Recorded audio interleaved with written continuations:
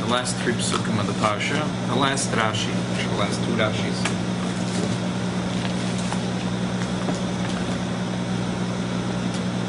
There is the seven wonders of the world. What makes the seven wonders? Maybe there is 28 wonders. Some organization connected with the United Nations decided, Israel tried very hard to get the Yam HaMelech declared as one of the seven wonders of the world. Because had that been declared one of the seven wonders of the world, how much tourism that would bring, and that would be a lot of worth a lot of dollars and cents, a lot of shkolim. It really is a wondrous thing. The Yam HaMelech, Gemara says, it's a wonderful thing. There is seven wonders, 8 wonders. Every Jew, when they go to that place, it's chayiv to make a bracha. And this is a Gemara we once learned at the beginning of Haroya Mokum Shnasa Yisrael. If you see this place, you have to make a bracha. Baruch atah Hashem Elokeinu melech haolam she'osa laveseinu nes she'osa nisim laveseinu b'makom hazeh. What is one of the places? The Gemara says that oig even shebikesh oig melech haboshen l'zirkal Yisrael. There was this big giant rock that oig melech haboshen wanted to throw on the Jewish people. Anytime a Jew stumbles on that rock, it's called a nisa derabah, a public nest that happened to clog Yisrael. And therefore, a person that miracle happens to him has to make a bracha when he sees the place. Maybe him and his children, his descendants. We know it's where called it is. Nisa Diyochi. We know where it is. If you can find it, I don't know. But if you find a tour guide that will take you there, so then you can make the bracha. Now, if he charges you for the guide, then I'm not sure you can make the bracha. That'd be too Just like I showed you last week, a few weeks ago, the picture with the river with and don't you come in the fish for the Zlob and Chasna, the picture of the bridge in Nanipoli where the Yehuda Leib met Rav Zusha, and that's where they danced with the Tanya the first time they had the Tanya. I'm kidding. If you find the tour guide, this bridge exists. I was there. Yeah, who knows if it's the same bridge? Because it's not a bridge. Could have broken and they built a new one. It's not. It's like 2 pieces of wood. Look like it's 100 years old. They could make something yesterday that looks 200 years old. Over there in Russia. Yeah. Don't use the Shem as the So they was just naming the brother. Theoretically, if a Yid goes there and sees that place, he makes a bracha. What was that in rocks? The Gemara says that Oig Melech HaBoshen said, Machne Yisrael is 3 parshyos. I'm going to rip that mountain that's big 3 parshyos, put it over his head, and he wanted to throw it in the Jews and kill all the Jews in one shot. What did the Eibishter do? That he made that there was Namolim, ants, and they eat away at the sand. And they ate away at the sand, and all of a sudden, it just fell over his shoulders. The whole mountain, his head was in. And the Eibishter made that his teeth grew out. His teeth grew into the mountain, and he tried to get the mountain off his head. It was stuck in his teeth. Moshe Rabbeinu took a axe. Moshe Rabbeinu was 10 amas. The axe was 10 amas. He jumped 10 amas. He hit him on his heel, and he fell down and he died. And if you ever stumble into that mountain, that big giant mountain, if you ever stumble into that, you make this bracha. Baruch atah Hashem Elokeinu melech haolam she'osa nisim laveseinu b'makom hazeh. It's interesting, machlokes, what actually took place. The Rashbo has a pshat, and the Masho has a pshat, and the Ben Yehoda has a pshat, and the Maral Midrag has a pshat. All come with the assumption, couldn't have been a mountain that huge. So versteht sich, Oig was a man, and he was huge. The Torah describes in the Dvorim. And Used to take fish in the ocean. Chazal to say all kinds of things. The Torah says, "Aris barzel loy berabas alman." Can you hang on to the table? Young up to the table. Gemara says all kinds of things. But the Torah Shebiksav says things about him. But a man can hold a mountain that's 300 parsa. You know, even Muhammad Ali couldn't do that. I mean, so they all have a pshat. Yeah, there was a physical man. His name was Oig. He did hold a physical rock that was giant, but it wasn't 300 parsa. It wasn't as big as, you know, Brooklyn and half of Queens. It was a big, huge rock, and it might still be around. And if you see it, you make a bracha. And what does it mean? The story? So the story is a whole pshat that the Mashal says, that Ajba says, that he had a big. The Gemara says in Nidar that he had a big schus because he came to tell Avraham Avinu that his brother, who is considered Rashi brings it down. Rashi brings it here. We'll learn it inside in a minute. And he said, "Oh, your brother was captured, so he had a schus. He was scared of Avraham Avinu's schus. So, but the Yidden HaKoyachim Bepeh, Yidden have their koyach in their mouth. They're like Nemolim, so they ate away. So the Yidden's chusim were more powerful than his chus. That's sort of what the Mashal says. The people of Bashan was also giant, or only Oig? No, Oig. Only Oig and his brother Zich. And then the Maral Miprag has pshat. He says this whole spiritual thing, koyach ruchni and koyach gashmi. The epitome of a goy is Oig. Everything is physical. Physically, he was big. Koyach gashmi. And the ultimate of a Jew, it says Telas Yaakov. Yaakov is like called a Telas, like an ant. Because the koyach of a Jew is not koyach gufni, it's koyach ruchni. Spiritual koyach. Koyach bebeh, betfilah. Koyach Yaakov, Yadayim B'dei Yisrael. The Maral goes on and on and on. And he says, therefore, he was this giant, this koyach gashmi. And they were like Nemolim, and they ate away with their tefillah. And even though he had a school, and there was the 10 is the 10 sfiras, the 10 the shleimus, and the rosh and everything with their teeth.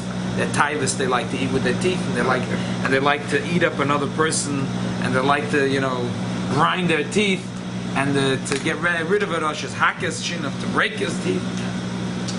A whole marocha, the Maral Miprag, no begash.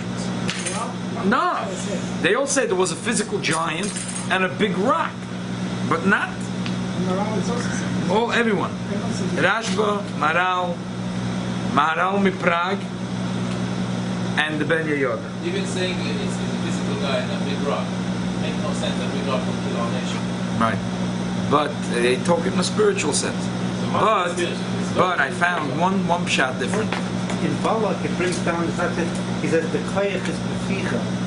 In this parsha alone, when he goes for Eitzah, he says, from this we see that koyach is sicha. So it's not that the tefillas, everything else is because but Yidden the koyach is prepared. They're like the Molam. That's what the Mashal says. That's what the Maral says. So he says no. Chofetz Chaim says, what are you talking about? Why can't it be physical? I love it. Chofetz Chaim was very... So he was like, what will you tell me theology and philosophy? He said, I don't know. I know there's a Gemara. The Gemara says that the Eibishter threw down the Bnei Elikim, and there was this guy, Ben Sham Chozai, and he married a physical woman, and they had the Bnei Elikim that saw Bnei Adam, Yafeseina, and they had children, and Yehu ben Shem Chazai, he had 2 sons, Oig and Sichoin, and they were brothers. And the Gemara says, the Gemara asks, Mechdi, Moshe Yorabaliboy, why was he? This guy Sichoin, he beat him in a day, and this was a twin brother, or not a twin brother, was obviously not a twin brother, but it was a brother. So how come he was scared from Oig? Because the Gemara answers in Daf Samach Aleph and Nidor, because he had a special schus of Avraham Avinu. So says the Chofetz Chaim, I don't understand. Yes, angels have. crazy power. Maybe he really ripped out a mountain that was 300 parsa and he held it over his head. And it really went crashing into his head. And then Moshe Rabbeinu gave him a zetz and he fell and he died. Adkan. It didn't make no sense. I'm not being machriya between these big people, the Horim, the big mountains. I'm not coming to rip out big mountains here and grind them zuba svora. I'm just setting up the sicha. We're going to learn a rashi and another rashi and a sicha, and you will see that the Rebbe learns like Chofetz Chaim. But I'm just as an introduction to this rashi and the Rebbe's pshat, I'm just bringing to you the Gemara, the story, the 7 wonders, the 8 wonders that Chazal say that every single Jew is connected to that wonder, and every Jew at Soif Kol Hadoros, when he comes to that place, he says this bracha, Baruch Atah Hashem Elokeinu Melech HaOlam, Sha'asa Nisim L'Maseinu B'Makom Hazeh, and every Jew makes this bracha, and one of them is this rock. So you have a whole bunch of Rishonim and later Acharonim that explain it on a spiritual level, a philosophical level, and then you have the Chofetz Chaim and the Biur Halacha and Shimon Eshut Ches, who said no. Look at the Gemara Nida, Daf Samach Aleph. He was the son of an angel, so there's something crazy, and he could pick up such a mountain. Physically, it was a mountain, and it was 300 parsa. There's another source of Chazal. If Chazal will not be treating the Chazal indicates clearly that it was not really such a big giant. Why? I think even people brought it up once, but it's all learned from Moshe, that Moshe was 10 Amot, and he jumped up 10 Amot, and he was scarce as 10 Amot, and he hit Yaakov in the ankle. But I think he was so brought it up that when this Machloket with Moshe, in fact, put the Mishnah together because he was 10 Amot tall. One spoke about it. Yeah. But I think it's Midrash Tanchuma. And Rambam says clearly that it was not supernatural. Okay. So l'shitose, whatever the machlokas will be by Moshe Rabbeinu, I guess will be here. So let's learn the Chumash, let's learn the Rashi, and let's discuss this Rashi. V'yemer Hashem al Moshe, al tiro yosei, fear not, k'biyotcha nasati yosei, I placed him in your hand. Him is Oig, Melech HaBashim. Ve'ez kol amei, and also his nation, his arza, and his whole land, v'asisa lo you shall do to him, k'lasher asisa that you did, l'sicha Melech HaMoed, l'sicha the king of HaMoed, she'esha b'cheshvan, who sits in Cheshvan. V'yaku oisoi, and that's what happened. He was hit. There's Bonam and his children, his Kol Amei and all his nation. Bilti Hishal Oisodit, nothing left. V'yirshu es arzoi, and they inherited his land.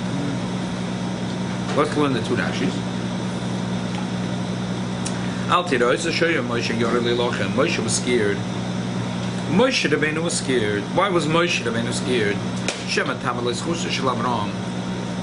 Because maybe the Schus of Avram will stand in good stead for the Oig.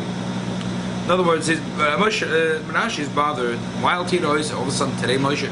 Yesterday you went with his brother who was just as powerful and giant as him. You killed him in a day. And today you're scared. The Sichon you were not scared. Why all of a sudden you're scared? So the answer is because Sichon had no schus, but Oig had his schus, and Avram wasn't scared of his physical power. He was scared of his spiritual zechus, that he was there to stand on the side of Avram Avinu.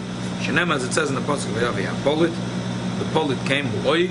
Shapolat when the Rephaim, he ran away from the Rephaim. Shehiku kedor la'omer v'chaveru v'ashtus karnaim shenem kirak Oig melech HaBashan nisher miyas Rephaim. As it says in Dvarim that only Oig melech HaBashan was escaped, and he came to tell Avram Avinu what happened.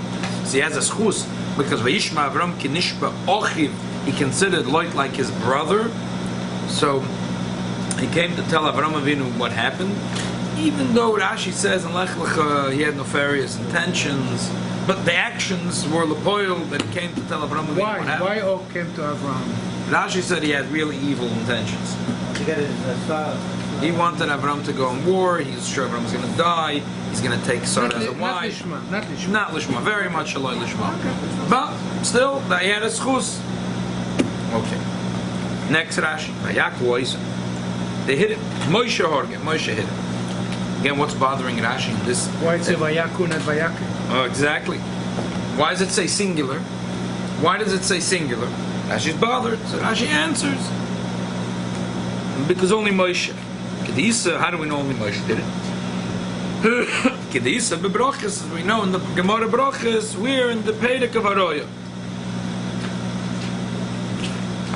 Okar Tura, he ripped out a mountain, but close to Parsa was 3 Parsa of Achulu. Look in the Gemara for the rest of the story. It seems like a very simple Rashi. What could you to ask about this Rashi? So, firstly, the Masho, right, the Maral in Prague is right away a little worried over here. Wait a minute. The Rashi answers, but it doesn't answer the full pasuk. Vayaku says singular. So he says, Vayaku Oisai Oig was killed by Moshe Rabbeinu. Okay. But we could continue reading the pasuk. V'ez bona, v'ez kol amoy. So Moshe Rabbeinu was the only one that went out on war. Moshe killed Oig. Moshe went and killed This says thousands. Vayaku, because everybody killed everybody. Oh. So Ibazoi, who told so why is how does Rashi split it? So he says, yeah, that really Vayaku means you have to split it. Vayaku is plural. Oisoi Oig Melech HaBashim was killed by Moshe Rabbeinu. The rest, Bonav as Kolame were killed by Klal Yisrael.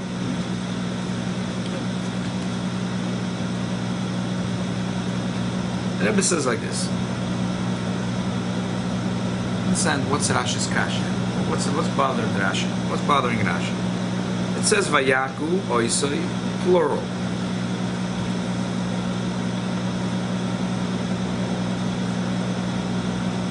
So what? Say Moshe Rabbeinu hit him. Moshe Rabbeinu is the shliach of Klal Yisrael. It says Anochi sheleach malach lefonecha. Hineni goyrish mipanechas amoyri. Doesn't mean only Moshe Rabbeinu. Moshe is the shliach of Klal Yisrael. Moshe Rabbeinu talks to the Eibush, and the Eibush talks to Moshe, and it's singular.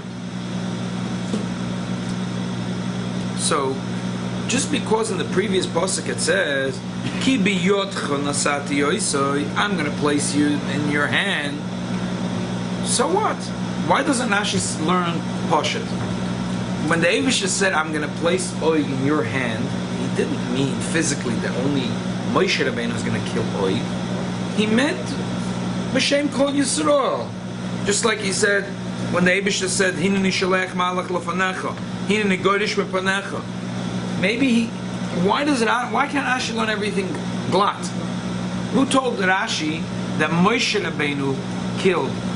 True, it's a Gemara, but in Pshat, maybe the Eibush said to Moshe Rabbeinu, Biyot Chanasati, in your hand. What does it mean, your hand? In Klal Yisrael, he's always talking to Moshe, singular. And the next pasuk says, Vayaku Oisei, plural, because the old Eden went out on war. I mean, what's bothering Rashi? What all of a sudden today, always Rashi is not bothered by this. Why is Rashi bothered today with the discrepancy? In the previous pasuk it says, Biyotcha, singular. And the next pasuk says Vayaku plural. Well, what's the kasha? It changed the logic of it. Before, when you bring Moshe Rabbeinu from this, it's a consistent lashon. Over here, it goes from singular and it goes to plural. Maybe Rashi's bothered it would be consistently plural, consistently. No, because over there he's talking to Moshe Rabbeinu. Here is the story of how it unfolds, what happens. So when he talks to Moshe Rabbeinu, it will be singular, and when it happens, what happens? The Maisa will talk.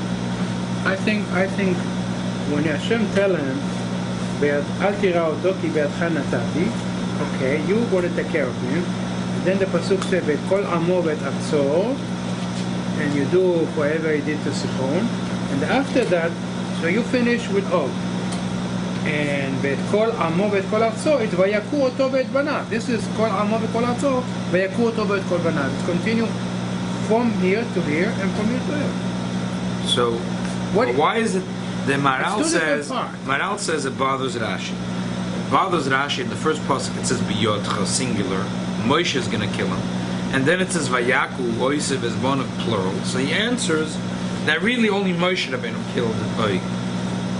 But the Rebbe is asking, well, I don't understand. Just say the Eibishter always talks to Moshe Rabbeinu in a singular, in the lashon singular. That's it.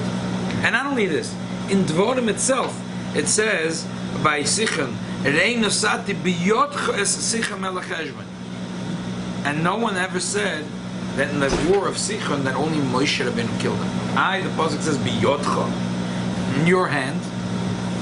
We know it means in the Klal Yisrael's hand. Rashi wasn't bothered by Sichon. It says biyotcha, in your hand. So why is Rashi bothered here? And the answer of Rashi is also interesting. Rashi brings all of a sudden ki isav bebrochas. Rashi usually doesn't quote medrashim or gemaras, quote the daf or omud, and he says baroya, look in the Perek baroya. Why is Rashi quoting exactly it's not the derech of Rashi, and the Rashi is also missing the main part of the story. Moshe Haroge. How do we know Moshe Haroge? Because it says that he picked up a mountain 3 parsecs.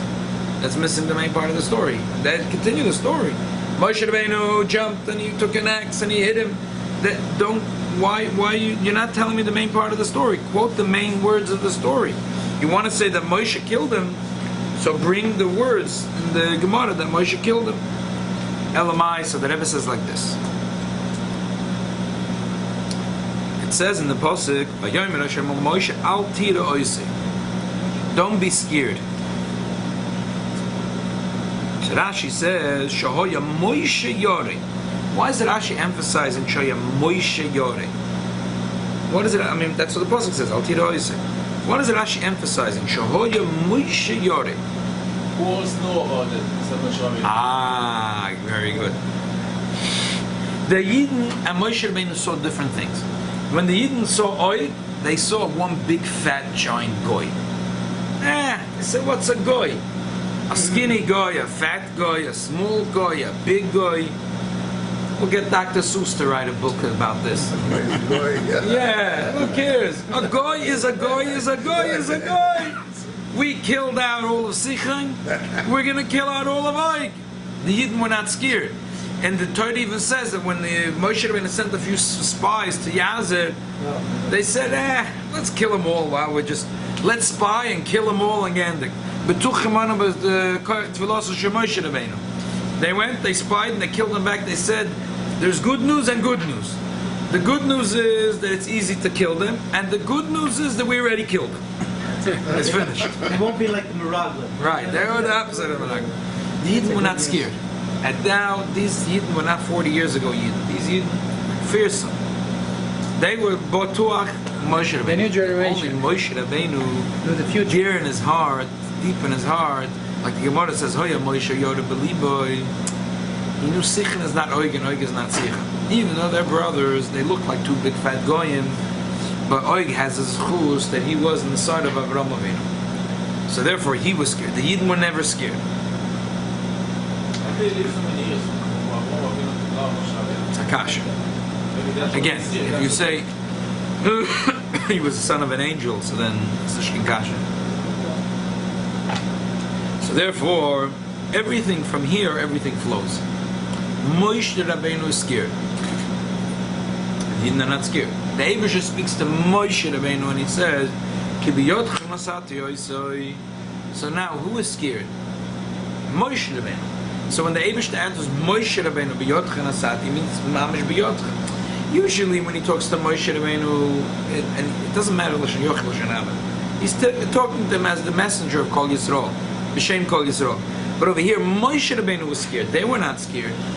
So when he talks to Moshe Rabbeinu, he says biyotcha, he's really talking to Moshe Rabbeinu. That Moshe Rabbeinu is going to kill.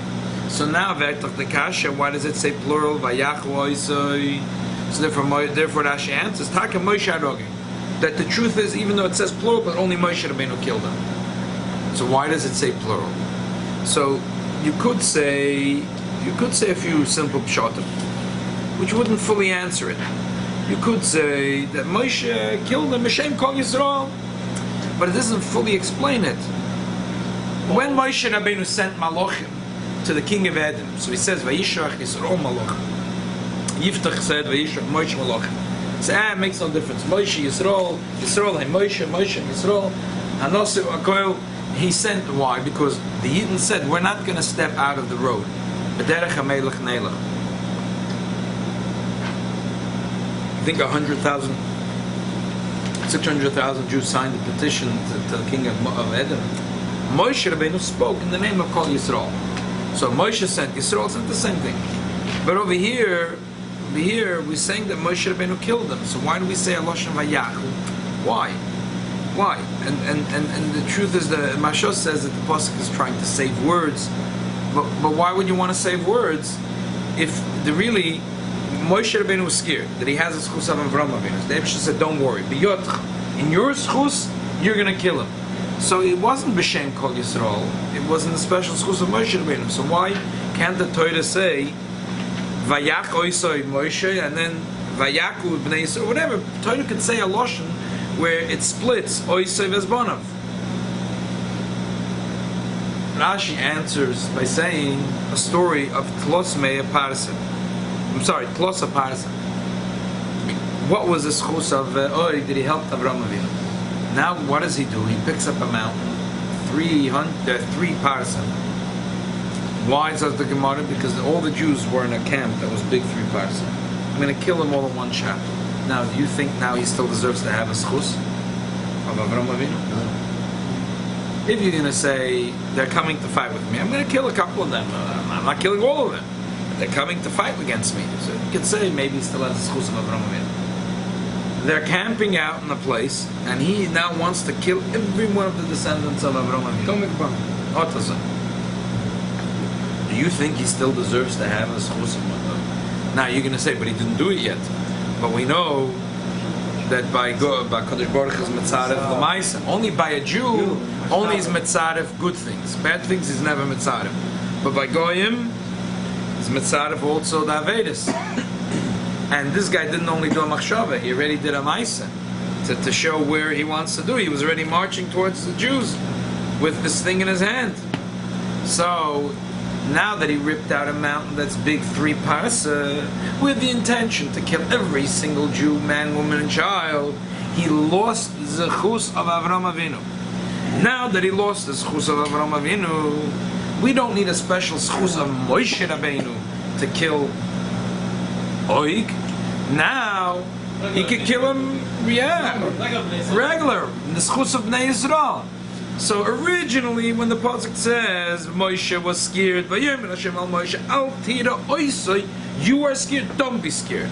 Keep in your schus, in your hand, he's gonna die.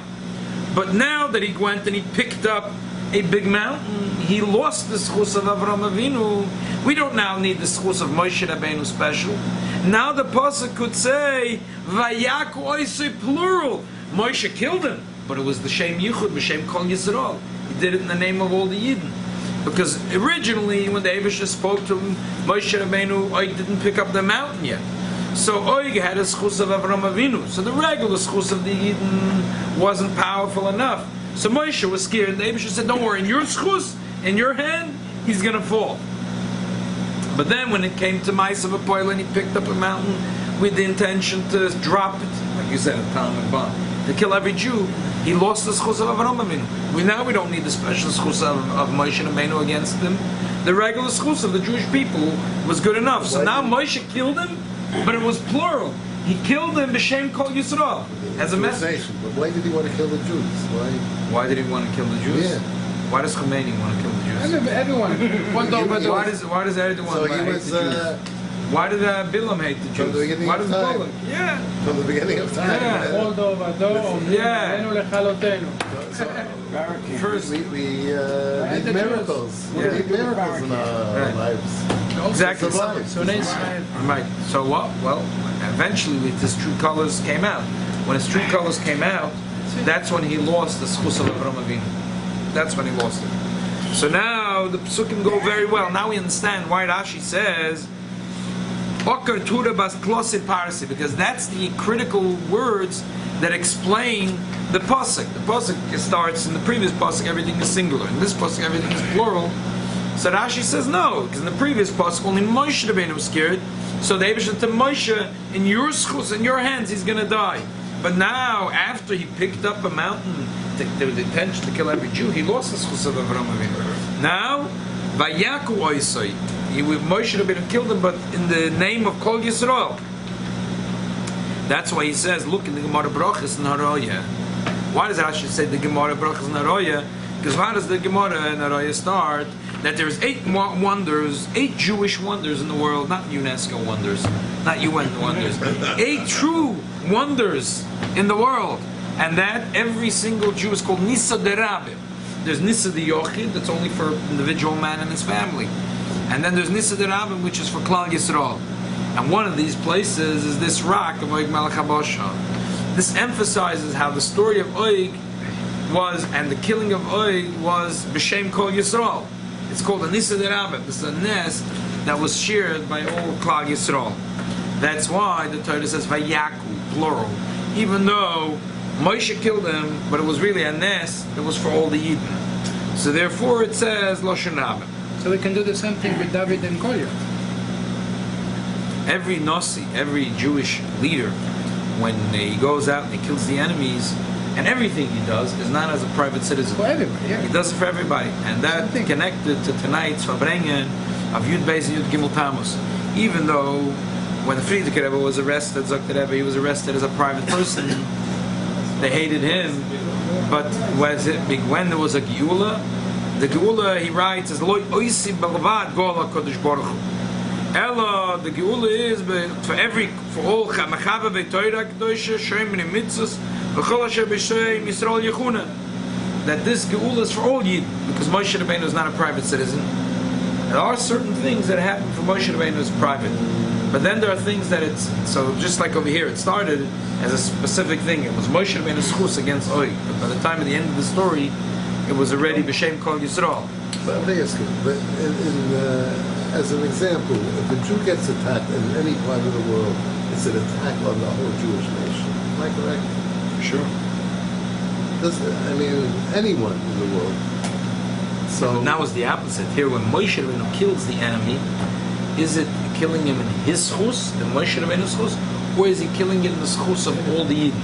Originally, the Yidden schus was not so powerful because he also had the schus of Avraham Avinu on his side. Right. But when he picked up this mountain against the Jews, he lost it. So now, Moshe, but for sure, when a goy hates a Jew, it's not the individual Jew. Right. It's not like the BDS. They say, oh, they're only against the Jews they live in. That's baloney, right? Yeah, that's baloney. They hate me and you equally. Absolutely. That's what I'm saying. It's an attack on the whole And Jewish nation. reverse, when they Yidden in a certain part of the world, say in Israel, the IDF has to go out and clean up shop and clean up and kill a couple of our enemies. They're not going alone. When Mr. Silverman is sitting here tonight and he's learning the Rashi and the Chumash, this schus is now being accumulated, and that is directly going into the hands of the IDF soldiers that are cleaning up these rats' nests. To be successful. Absolutely. 100%. That's the way that Ebb explained it to us. That it's Everyone's helping. exactly. All of us here tonight. This morning we had this miracle. Very important. Yeah, what happened? Arab had a lot of explosions, a lot. And he about to come into the train. The security guy saw it in his eyes and he stopped. With the bomb. Yeah, a Jaffa. Yeah. They said a lot of, he saved a lot of dead. Stop too. Mr. Plumber. The security. Second before he exploded, he jumped on him so he put him on the button. And the guy is now, they have him. They have him. And after doing security to disarm of him, it shouldn't explode. Why don't they just bring a big metal box and put it on top of him and explode it? There were a lot of explosives. It was a miracle. This is a miracle. It's a huge miracle. Big miracle. Yeah. Wow. Good. So we see. That's the Moshe Rabbeinu that is not only to this security guy, he said. No, in Jerusalem this happened. Jaffa Road, the light railway. Today. As I said in the introduction, from this mahalach that the Rebbe has in Rashi, you see how the Rebbe learned it, at least in the perspective of Pshuta Shel Mikra. Doesn't mean that in the perspective of Pshuta Shel Mikra, in the way that Rashi is saying it, this is a raya to the Chofetz Chaim, even though everyone says the other way. The Ashba and the Masho and the Maral Miprag and the Ben Yehoyada. But here the Rebbe is bringing a raya because the Rebbe is learning that really he planned to kill every single Jew with one knack, and that's why he lost his chus of standing on the side of Avraham Avinu, and that's why Rashi quotes only these three words, and that's why Rashi says to look in the Gemara Haroya, because Haroya Nisim Shanas Yisrael. This is considered a nest which was shared by Klal Yisrael. There's one more thing, on the side of the Chofetz Chaim. One more nekuda, which is I spoke about the Shabbos, but this is a very powerful nekuda. The Gemara says that he was Moshe Yoreh Belib. What does it mean Moshe Yoreh Belib? That he didn't want any Jew to see that he's scared. That's not a way to conduct battle. That the Yidden are going to look at Moshe and they're going to see he's confused, or hesitant, or has reservations, or he has fear. Only the Rebbeinu Shalom who could yira lalev, the Eibishter knew. The Eibishter said Al Tira Oisa. The Gemara tells us, the Torah tells it to us, but no one knew. The Jews, it was Moshe Yoreh Belibo. It was in his heart. No one knew what was really going on in the heart of Moshe Rabbeinu. He buried it deep in his heart. In his face, there was a courageous face. What is that? How does that connect to Yud Beis and Yud Gimel Tammuz? The Rebbe says that the day that the Frierdiker Rebbe was arrested, the Russian ambassador to Poland was murdered, and the Russians were out for blood, just like this guy Erdogan, you know. Schlepped around 600 people. Well, light investigation. They're not coming out tomorrow on the other side. Russians were out for blood, and Frierdiker Rebbe knew, like everyone knew that matzah. And when he was being pulled in that night to the infamous Shpalerke, he knew what to expect. Yet, the Frierdiker Rebbe says that he made a hechskem chozak beliba, he made a strong resolution that he's going to act as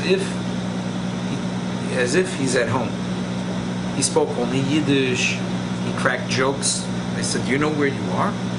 He said, "Yes, I know where I am. There's a couple of places in the world that doesn't need a mezuzah, like a bathroom." These people got really angry at him. So why was he acting this way? Because he said, I'm not going to let them know that there's any fear in my heart. There's no fear.